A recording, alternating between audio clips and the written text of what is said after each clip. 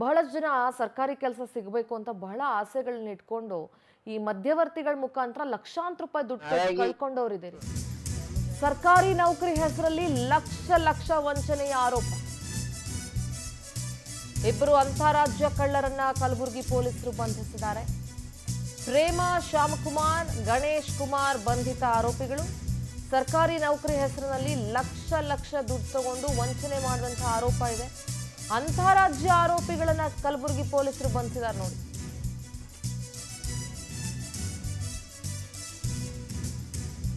ಸರ್ಕಾರಿ ನೌಕರಿ ಹೆಸರಲ್ಲಿ ಒಬ್ಬರಿಂದ 5 ಲಕ್ಷ ರೂಪಾಯಿ ಪಡ್ಕೊಂಡು ಮೋಸ ಮಾಡಿದ್ರಂತೆ. ಬಂಧಿತರ ಇಬ್ಬರ ಬಳಿ ಹಲವು ನಕಲಿ ದಾಖಲೆಗಳ ಪತ್ತೆಯಾಗಿದೆ.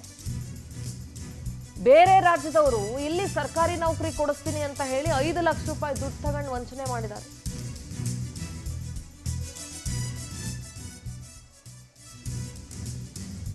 ಪ್ರೇಮ್ ಶ್ಯಾಮ್ ಕುಮಾರ್ ಮತ್ತು ಗಣೇಶ್ ಕುಮಾರ್ ಇಬ್ರು ಬಿಹಾರ್ ಮೂಲದವರು ಅಂತ ಗೊತ್ತಾಗಿದೆ.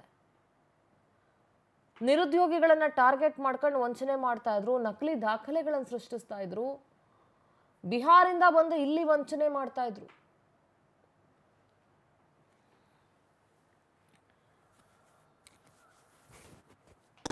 ಇಂಟರ್ ಸ್ಟೇಟ್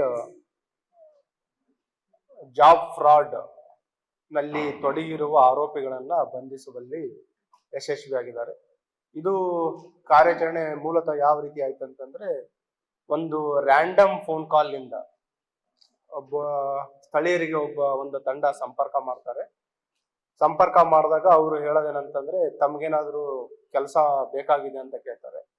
ಇಲ್ಲ ಅಂತಂದಾಗ ಬೇರೆ ಬೇರೆ ನಮ್ಮ ವೃತ್ತಿ ಇರೋದೇನಂತಂದ್ರೆ, ಬೇರೆ ಬೇರೆ ಇಲಾಖೆಗಳಲ್ಲಿ ರಾಜ್ಯಗಳದಿರ್ಬೋದು ಅಥವಾ ಕೇಂದ್ರ ಸರ್ಕಾರದ ಕೆಲವು ಹುದ್ದೆಗಳಲ್ಲಿ ಕೆಲಸ ಕೊಡಿಸ್ತೀವಿ. ಪ್ರತಿ ಕೆಲಸಕ್ಕೆ 5 ರಿಂದ 10 ಲಕ್ಷ ನಾವು ಚಾರ್ಜ್ ಮಾಡ್ತೀವಿ. ಅಂಥದ್ದು ಯಾರಾದರೂ ಗ್ರಾಹಕರು ಅಥವಾ ಆಕಾಂಕ್ಷಿಗಳು, ಉದ್ಯೋಗ ಆಕಾಂಕ್ಷಿಗಳಿದ್ರೆ ನಮ್ಮ ಗಮನಕ್ಕೆ ತಗೊಂಬನ್ನಿ. ಒಂದ್ ವೇಳೆ ನೀವೇನಾದ್ರೂ ಅಂಥವ್ರನ್ನ ಐಡೆಂಟಿಫೈ ಮಾಡಿದ್ರೆ ನಿಮಗೂ ಕೂಡ ಕಮಿಷನ್ ಕೊಡ್ತೀವಿ ಅಂತ ಇವರಿಗೆ ಆಶೆಯನ್ನು ತೋರಿಸ್ತಾರೆ. ಅದರಲ್ಲಿ ಇನ್ನೊಂದಷ್ಟು ಏನಾಗುತ್ತೆ ಅಂತಂದ್ರೆ, ಕೆಲವು ಮುಂದುವರೆದಾಗ ಈಗೇನು ನೀಟ್ ಎಕ್ಸಾಮ್ ನಡೀತಾ